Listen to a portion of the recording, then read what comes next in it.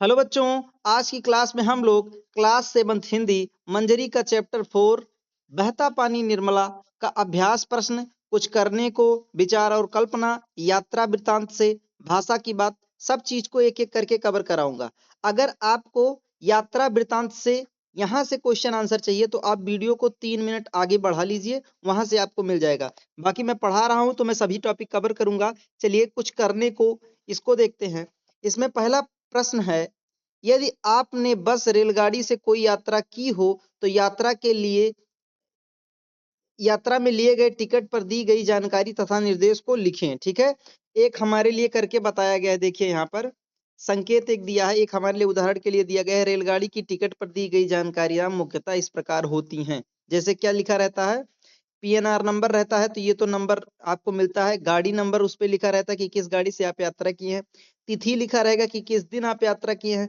कितना किलोमीटर यात्रा किए हैं ये लिखा रहेगा। वयस्क हैं, 2 वयस्क हैं, बच्चे 2 हैं। ठीक, टिकट नंबर इतना है। ठीक है, ऐसे करके तो एक यहाँ पर करने को बोला है। ठीक है, तो यहाँ पर इसमें अगर आप कोई यात्रा किए हैं तो इसको उसी हिसाब से आप भरेंगे। ठीक है, चलिए चलते हैं अपने सेकंड नंबर क्वेश्चन पे। सेकंड क्वेश्चन है, मैंने लाटन का, फिर डैश डैश करके है, शिवसागर पहुंचा। बीच में और भी शब्द है लेकिन छोटा करके दिया गया है। उपयुक्त अनुच्छेद को पढ़कर अपने सहपाठियों से पूछने के लिए 4 प्रश्न बनाइए। ठीक है, तो आपके बुक में ये बड़ा सा लिखा होगा, इसमें छोटा सा करके है, उसको पढ़ना है और उसके लिए 4 क्वेश्चन बनाना है। तो पहला क्वेश्चन हो जाएगा, लेखक ने लौटने का निश्चय क्यों नहीं किया। ठीक है, लेखक ने लौटने का निश्चय क्यों नहीं किया होगा, ये पहला प्रश्न हो गया। लेखक को अंदाज से ही बीच के पक्के हिस्से पर गाड़ी क्यों चलानी पड़ रही थी। पहला दूसरा क्वेश्चन ये हो जाएगा क्योंकि पानी भरा था सड़क पे ना। ठीक है, आप लोग अगर चैप्टर पढ़े होंगे तो आप ये बात समझ पा रहे होंगे। लेखक ने क्या देखा था, तीसरा प्रश्न ये है। लेखक शिव सागर कैसे पहुंचे, ये चौथा प्रश्न है। अब विचार और कल्पना का क्वेश्चन है। विचार और कल्पना में पहला क्वेश्चन है, आपने भी कोई ना कोई यात्रा जरूर की होगी। उस यात्रा में कई प्रकार की समस्याएं आई होगी। उन समस्याओं का वर्णन अपने शब्दों में कीजिए। तो ये तो आपको खुद करना पड़ेगा क्योंकि आपको क्या समस्या आई है ये हम कैसे बता सकते हैं। आपको जो जो समस्या आई है उसका वर्णन करना है। ठीक है, दूसरा क्वेश्चन है, 8 घंटा उस स्वर्ग नयनी पर बैठे बैठे असमिया, हिंदी और बंगला की खिचड़ी में लोगों को बताता रहा कि क्या करें। इस परिस्थिति में लेखक के मन में क्या क्या भाव उत्पन्न हुए होंगे, स्वयं को उस स्थान पर रखते हुए लिखिए। ये विचार और कल्पना का प्रश्न है प्यारे बच्चों, यहाँ आपको सोचने पे मजबूर किया जाता है। और ये मानिए तो सबसे अच्छे प्रश्न उत्तरों में से एक है। जो बच्चा किताब के विचार और कल्पना के क्वेश्चन आंसर को सॉल्व करेगा, उसको समझने की कोशिश करेगा, उसका दिमाग अलग लेवल का विकास करेगा क्योंकि वहां उसको खुद का दिमाग यूज करना पड़ता है। ठीक है, इस सवाल में पूछा है कि उस स्थिति में लेखक के मन में क्या क्या विचार आ रहे थे, आप स्वयं अगर वहां पर होते तो क्या करते, उस स्थान पर खुद को रखकर देखना है। तो लिखेंगे, इन परिस्थितियों में लेखक के मन में तरह तरह के भाव आ रहे होंगे। जैसे बाढ़ का पानी यदि ज्यादा ऊपर आ गया तो, यदि यह नाव पलट जाएगी तो क्या होगा, क्या मैं अपने घर सुरक्षित लौट पाऊंगा, मोटरसाइकिल यदि आधे रास्ते में खराब हो गई तो, इत्यादि इत्यादि। तो ये चीज प्रश्न आपके दिमाग में आ सकता है। अब यात्रा वृत्तांत से बहुत सारे बच्चे यहाँ से क्वेश्चन के लिए वीडियो प्ले किए हैं तो अब आप यहाँ से पाएंगे। लेखक ने यात्रा करने के कितने प्रकार बताए हैं और उन्होंने किस प्रकार की यात्रा की। तो इसका आंसर लिखेंगे, लेखक ने यात्रा करने के 2 तरीके बताए हैं। एक तरीका तो यह है कि आप पहले से ही यात्रा संबंधित पूरी योजना बना लें, और दूसरा यह कि आप योजना तो कहीं और जाने की बनाइए और निकल जाइए, और कहीं और निकल जाइए। ठीक है, तो 2 तरह का होता है, एक होता है कि योजना बनाइए और जहां जाना है वहां जाइए, एक योजना बनाइए कहीं का, निकल जाइए कहीं। ठीक है, दूसरा क्वेश्चन है, लेखक ने किन स्थानों की यात्रा की। तो इसका आंसर हो जाएगा, लेखक ने सोनारी और शिवसागर की यात्रा की। थर्ड क्वेश्चन है, लेखक ने अपनी यात्रा में किस प्रकार की कठिनाइयों का सामना किया। तो इसका आंसर हो जाएगा, लेखक जब यात्रा के लिए निकले तो उन्हें बरसात का मौसम होने के कारण कई कठिनाइयों का सामना करना पड़ा। ठीक है, यहाँ मना लिखा है, सामना लिख लीजिएगा आप लोग। जैसे मौसम खराब था, रास्ता खराब था, पूरी सड़क बाढ़ में डूब गई थी, ना आगे बढ़ने का रास्ता था ना पीछे लौटने का। ठीक है, ये क्वेश्चन तीसरा हो गया आपका। ठीक है, चलिए फोर्थ नंबर क्वेश्चन है, वास्तव में जितनी यात्राएं स्थूल पैरों से करता हूँ उससे ज्यादा कल्पना के चरणों से करता हूँ। इस वाक्य से लेखक का क्या अभिप्राय है? ये बहुत अच्छी लाइन है, आप समझिए। लेखक देश विदेश भ्रमण के शौकीन और यात्रा प्रेमी जान पड़े हैं।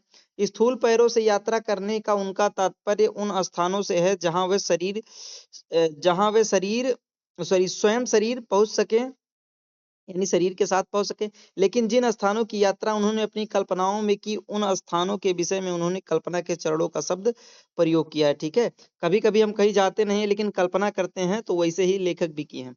एक कील की वजह से राज्य खो जाता है, कहावत को लेखक ने किस संदर्भ में कहा है?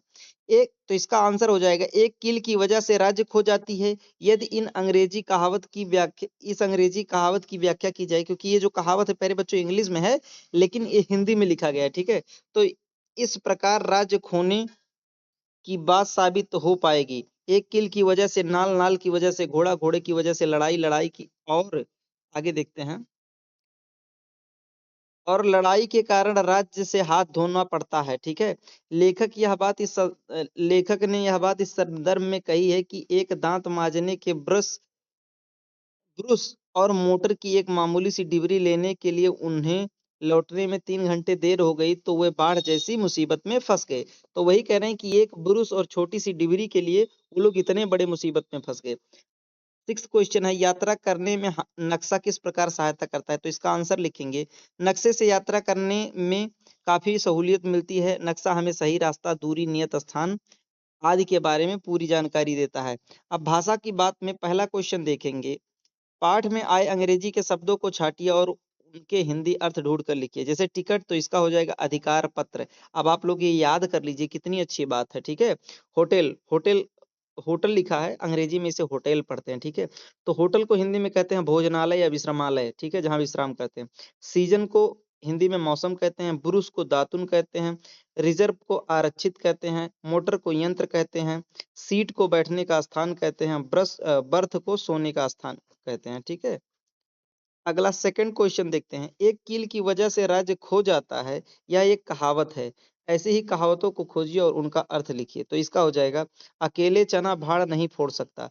इसका हो जाएगा, अकेला व्यक्ति कोई बड़ा काम नहीं कर सकता। ठीक है, आसमान से गिरा खजूर पर अटका, यानी एक मुसीबत से निकले दूसरी आ पड़ी। ठीक है, सूरदास की काली कमरी कमरी चढ़े न दूजो रंग। इसका हो जाएगा, आदतें पक्की होती है बदलती नहीं। 100 सुनार की एक लोहार की। ठीक है, यहाँ सुना लिखा, आप सुनार कर लेंगे। तो इसका हो जाएगा, काम को फैलाने की अपेक्षा एकदम कर डालना अच्छा होता है। ठीक है, थर्ड नंबर क्वेश्चन इसमें है, उचित संबंध बोधक शब्दों का प्रयोग करते हुए निम्नलिखित वाक्यों को पूरा कीजिए। तो इसमें देखिए, उसी के अनुसार छुट्टी लीजिए और टिकट करवाइए। लड़ाई के कारण राज्य से हाथ धोना पड़ता है।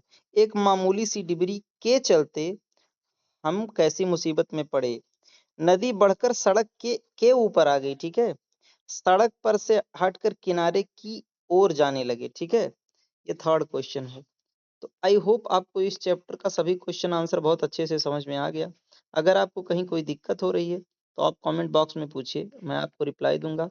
बाकी आपको किसी भी सब्जेक्ट का सॉल्यूशन चाहिए तो आप सब्जेक्ट का नाम कमेंट करिए, मैं आपको उस सब्जेक्ट का सॉल्यूशन प्रोवाइड कराऊंगा। उसका क्वेश्चन आंसर हो या चाहे जो चीज़ हो, मैं आपको प्रोवाइड कराऊंगा। ठीक है, तब तक आप लोग मन लगा के पढ़ते रहिए।